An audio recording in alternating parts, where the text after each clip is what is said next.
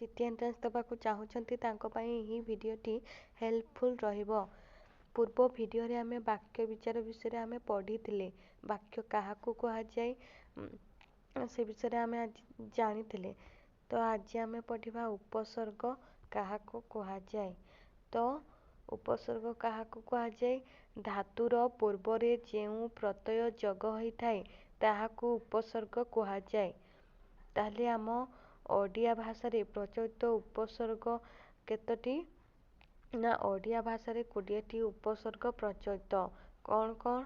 ନା ପ୍ର, ପରା, ଅପ୍, ସମ୍, ନି, ଅଧି, ସୁ, ନିର୍, ଉତ୍, ପରି, ପ୍ରତି, ଅବ, ଅନୁ, ଦୂର୍, ବି, ଅଭି, ଅତି, ଅପି, ଉପ, ଆ ପ୍ରଭୃତି।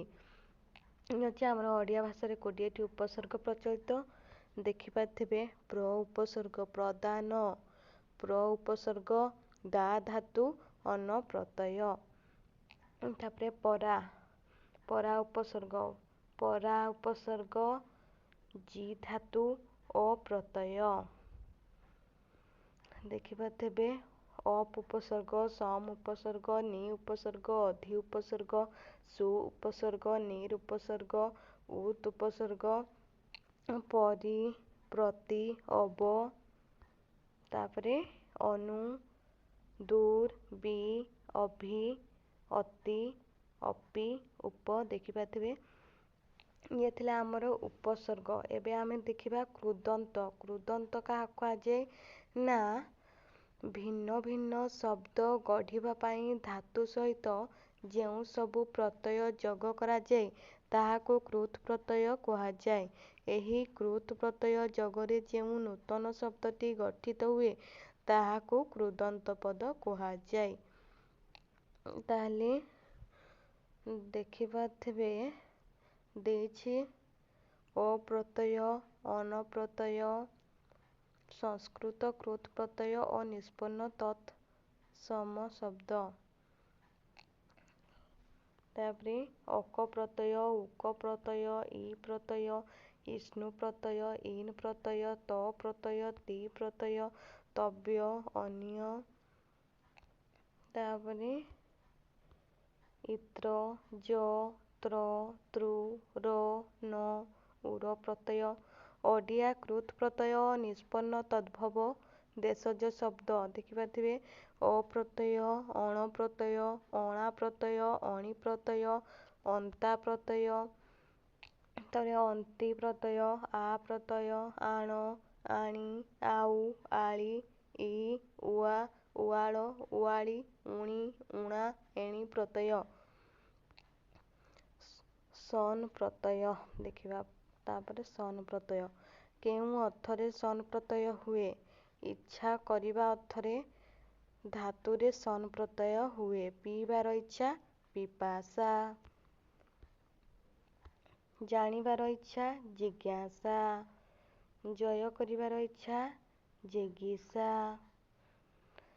ଏସବୁ ଦେଇଛି। ତାପରେ ସନନ୍ତ ପ୍ରତ୍ୟୟ। ସନନ୍ତ ପଦ କାହାକୁ କହନ୍ତି? ନା ଏହି ସନ୍ ପ୍ରତ୍ୟୟ ଦ୍ୱାରା ନିଷ୍ପନ୍ନ ପଦକୁ ସନନ୍ତ ପଦ କୁହାଯାଏ। ହେଉଛି ଆମର ସନନ୍ତ ପ୍ରତ୍ୟୟ। ତାପରେ ଦେଖିବା ଓଡ଼ିଆ ତଦ୍ଧିତ ପ୍ରତ୍ୟୟ। ଓଡ଼ିଆ ତଦ୍ଧିତ ପ୍ରତ୍ୟୟ ଆ ପ୍ରତ୍ୟୟ ସ୍ୱ ଅର୍ଥରେ ଗଳି ଯୁକ୍ତ ଆ ଗଳିଆ, ସ୍ୱ ଅର୍ଥରେ ନାଲି ଯୁକ୍ତ ଆ ନାଲିଆ, ତାପରେ ଅଛି ଅର୍ଥରେ ଗଣ୍ଠି ଯୁକ୍ତ ଆ ଗଣ୍ଠିଆ, କର୍ମ ଅର୍ଥରେ ବେଠି ଯୁକ୍ତ ଆ ବେଠିଆ, କ୍ଷୁଦ୍ର ଅର୍ଥରେ ଥାଳି ଯୁକ୍ତ ଆ ଥାଳିଆ, ଦକ୍ଷତା ଅର୍ଥରେ ମହୁରୀ ଯୁକ୍ତ ଆ ମହୁରିଆ ଦେଇଛି। ତାପରେ ଆଳ ପ୍ରତ୍ୟୟ ବୃତ୍ତି ଅର୍ଥରେ ଗାଈ ଯୁକ୍ତ ଆଳ ଗାଈଆଳ, ଅଛି ଅର୍ଥରେ ଗଣ୍ଠି ଯୁକ୍ତ ଆଳ ଗଣ୍ଠିଆଳ। ତାପରେ ଆଳି ପ୍ରତ୍ୟୟ, ଆରି ପ୍ରତ୍ୟୟ, ଇ ପ୍ରତ୍ୟୟ, ଆମି ପ୍ରତ୍ୟୟ, ଆନି ପ୍ରତ୍ୟୟ, ଇଆ ପ୍ରତ୍ୟୟ। ତାପରେ ସ୍ୱ ଅର୍ଥରେ ମଧୁର ଯୁକ୍ତ ଇଆ ମଧୁରିଆ, ସଂଖ୍ୟା ବା ପରିମାଣ ଅର୍ଥରେ 2 ଟଙ୍କା ଯୁକ୍ତ ଇଆ ଦୁଇ ଟଙ୍କିଆ। ତାପରେ ଉଆ ପ୍ରତ୍ୟୟ ତାପରେ ଉରା ପ୍ରତ୍ୟୟ ତାପରେ କ ପ୍ରତ୍ୟୟ ତାପରେ ଖାନା ପ୍ରତ୍ୟୟ ଖର ପ୍ରତ୍ୟୟ ଗର ପ୍ରତ୍ୟୟ ଚିଆ ପ୍ରତ୍ୟୟ ପାଣି ଯୁକ୍ତ ଚିଆ ପାଣି ଚିଆ ମାଇ ଯୁକ୍ତ ଚିଆ ମାଇ ଚିଆ ଟା ପ୍ରତ୍ୟୟ ଲୋକ ଯୁକ୍ତ ଟା ଲୋକଟା ପିଲା ଯୁକ୍ତ ଟା ପିଲାଟା।